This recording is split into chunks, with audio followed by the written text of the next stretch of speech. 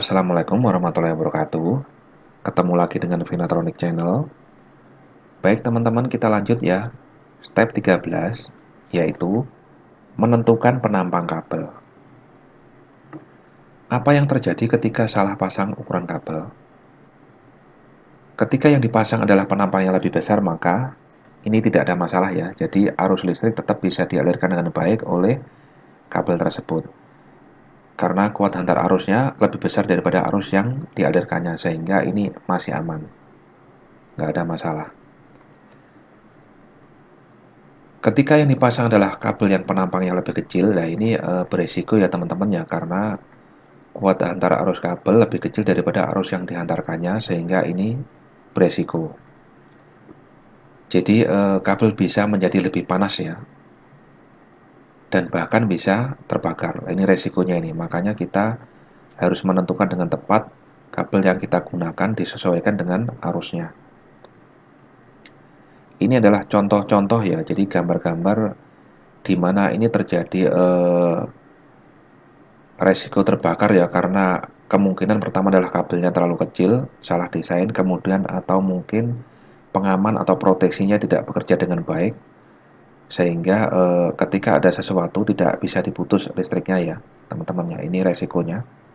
Jadi makanya kita harus menghitung dengan baik penampang kabel dan pengamannya.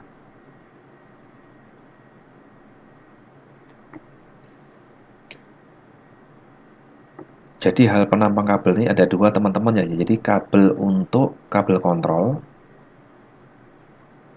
yaitu kabel untuk instalasi kontrol di relay, meter, input switch, coil kontaktor, lampu pilot, dan lain-lain. Ini jadi kabel untuk kabel kontrol ya.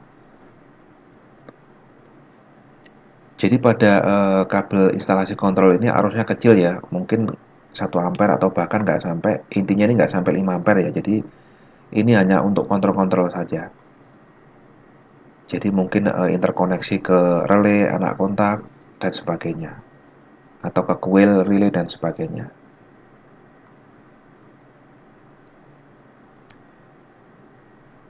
Yang ini penampang kabel bisa menggunakan 1 mm ya, atau mungkin yang 1,5 mm, dan kemudian jenisnya adalah kabel fleksibel NYAF ini.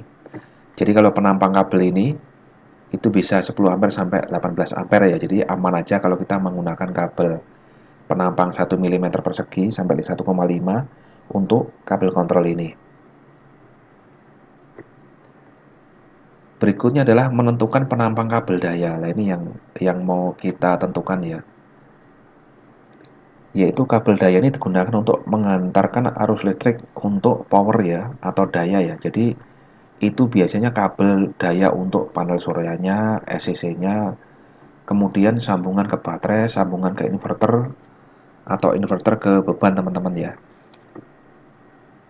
Jadi besarnya penampang kabel tergantung arus beban maksimal. Jadi kita menghitung nanti berapa sih arus maksimal beban tersebut.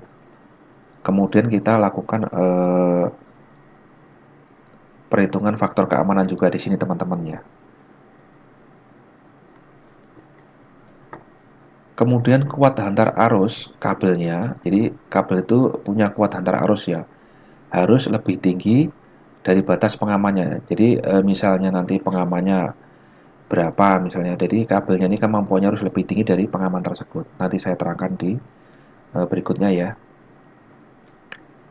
Kemudian ini untuk pemasangan di panel atau jarak-jarak dekat ini menggunakan kabel fleksibel ya, NYAF. Jadi kabelnya diameternya gede tapi menggunakan kabel fleksibel. Ini adalah penampakannya ya, jadi kabel fleksibel atau kabel serabut ini teman-teman ya. Ada yang diameternya dari 1 mili sampai mungkin besar ya, sampai mungkin 90 mili dan sebagainya. Ini contohnya ya, jadi kabelnya serabut seperti ini dalamannya.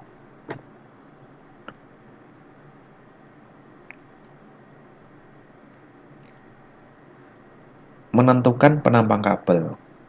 Jadi kalau masalah penampang kabel ini sebenarnya kan ada rumus-rumusnya ya sebenarnya ya. Jadi hitung-hitungnya juga panjang. Ini karena hanya panel PLTS ya, jadi mungkin kabelnya di dalam panel aja, kemudian juga nggak terlalu jauh jaraknya ya dari panel surya sampai panelnya, nggak sampai ratusan meter dan seterusnya, maka Ini kita nanti menentukan penampangnya berdasarkan hitung-hitungan di step-step sebelumnya ya. Kemudian dibandingkan dengan tabel KH kabel ya, teman-teman ya. Ini adalah tabel kuat antar arus kabel ya, sesuai PUL 2011 ini. Ini untuk kabel instalasi ya, yang terselubung PVC serta nah ini kabel fleksibel ya. Jadi dengan tenggakan sekian. Ini tabelnya. Jadi suhu ambien normal 30 derajat, maksimal suhu konduktor adalah maksimal 70 derajat Celcius. Ini tabelnya teman-teman ya. Yang pertama adalah kita tentukan kabel keluaran inverter ya di step 10. Jadi dengan pengaman MCB 2 ampere, itu kita tentukan kabelnya adalah diameternya 1,5 mm. Dimana kabel ini, kalau sesuai tabel ini, maksimum 18 ampere ya arusnya ya.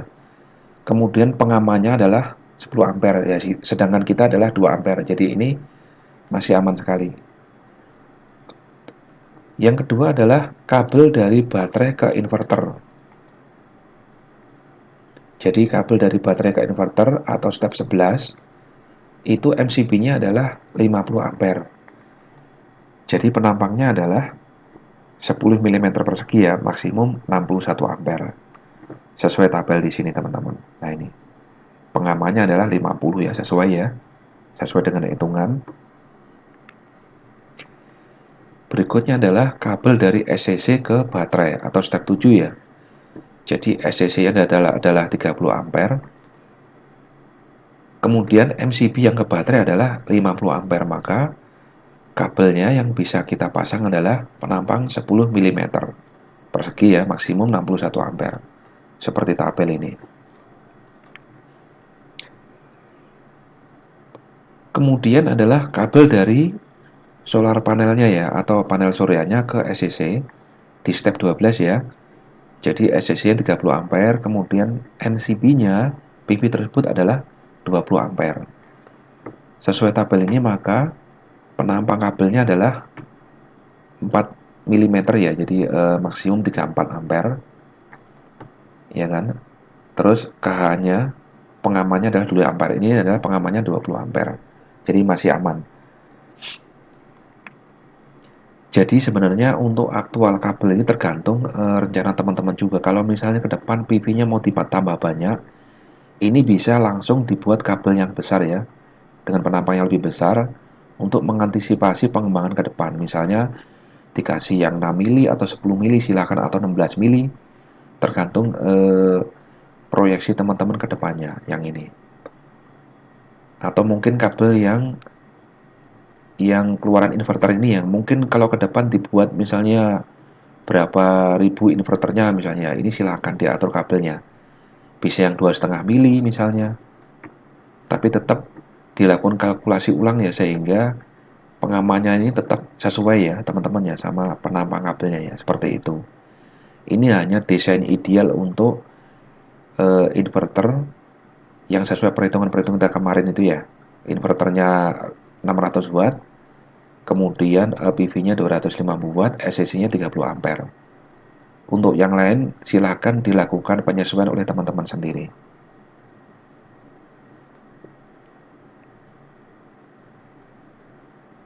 Ini diagramnya ya teman-teman ya, supaya lebih jelas mana sih kabelnya sebenarnya yang kita tentukan penampang-penampangnya.